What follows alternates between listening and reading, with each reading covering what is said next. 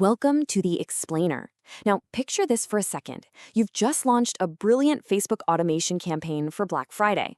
The comments are literally rolling in, your bot is firing off helpful replies, sales are spiking, and then, boom, everything just goes dark. Your Meta developer account, suspended. Your business page, restricted. Well, unfortunately, that's the devastating reality for thousands of developers and agency owners today. Automating Facebook and Instagram in 2026 isn't just about throwing some code together anymore.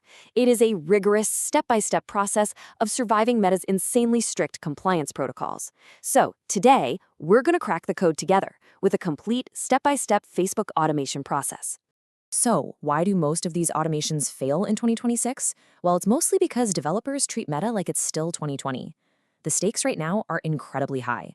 Meta's algorithms are hypersensitive to anything that looks even remotely robotic or spammy, all to protect the user experience.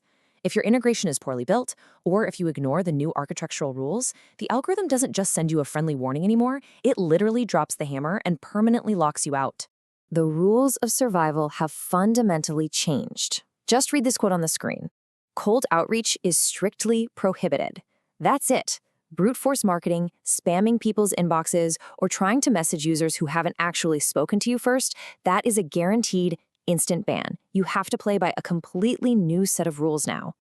Okay, let's dive straight into this. Here is our mission blueprint, your ultimate survival guide. We've got 5 key steps: the app container, the token hierarchy, linking and publishing, the compliance protocol, and finally, execution and review. Let's kick things off with step 1, the app container. This is all about building your secure base. Every good mission needs a secure headquarters, right? Well, yours is the Meta Developers platform. The very first move is registering your account and creating a new application. But here's a crucial insider secret. When it asks for the app type, select None or Other. Why? Because doing this acts as a cloaking mechanism.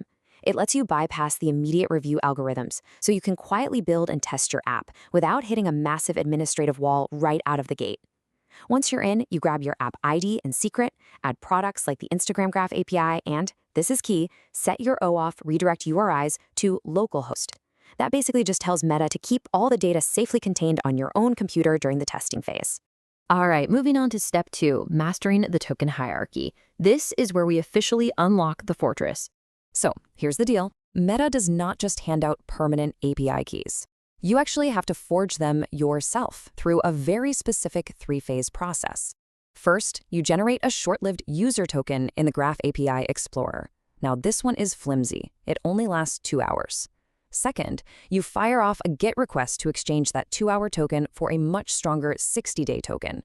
And finally, you take that 60-day token in Query Your Me and Add Accounts nodes. Boom. That spits out a permanent page access token. And the best part? That master key never expires, unless passwords change or you manually revoke the permissions. But listen, once you have that permanent key, you've got to protect it. Never, ever store these newly forged tokens in plain text in your code. You need to use AES 256 encryption. This is literally a military-grade encryption standard, and it is absolutely essential. If someone breaches your server, you really don't want them walking away with the master keys to your entire business, right? Let's jump into step 3, linking and publishing. We're navigating the container model now. Before you can automate a single post, you absolutely must respect Meta's rigid structural rules established back in 2024. Your Instagram business account must be explicitly linked to a Facebook page inside the Meta Business Suite first.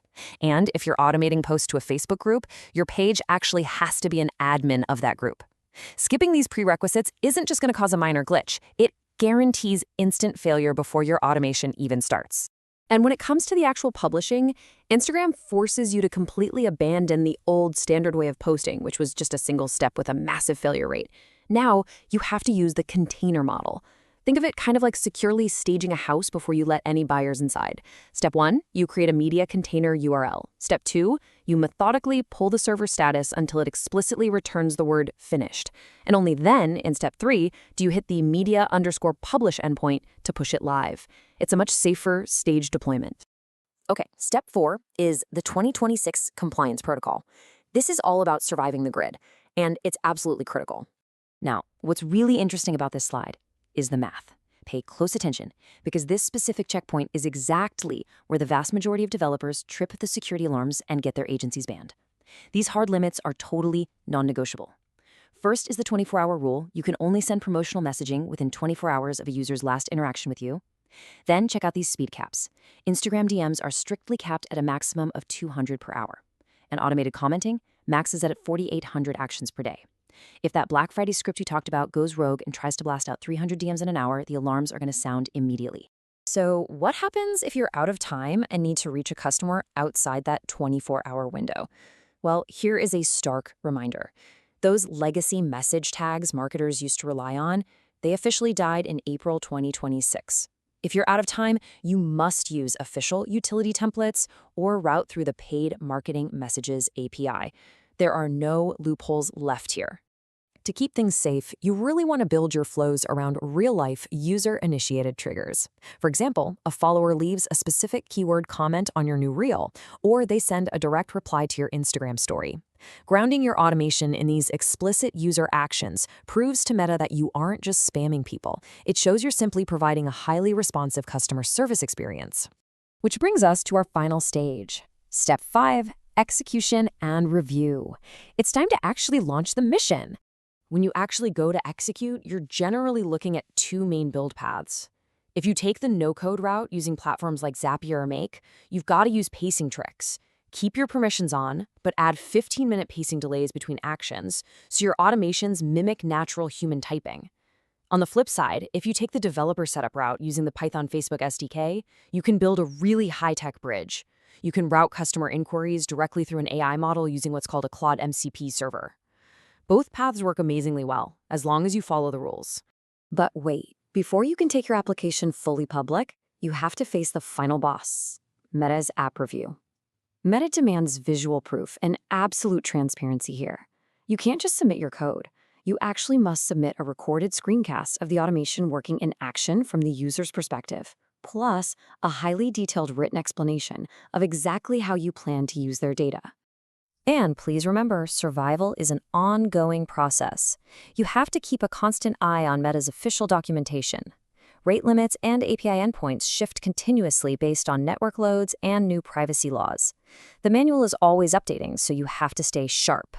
So there you have it. You have the blueprint. You know the step-by-step process, from the container model to the strict speed caps. You know how to build a stable integration, so you never wake up to a banned account like that devastating Black Friday crash. The only question left is, will your integration survive the 2026 app review? Go out there, build securely, and review these principles carefully before you write a single line of code. Thanks for diving into this explainer with me, and keep learning.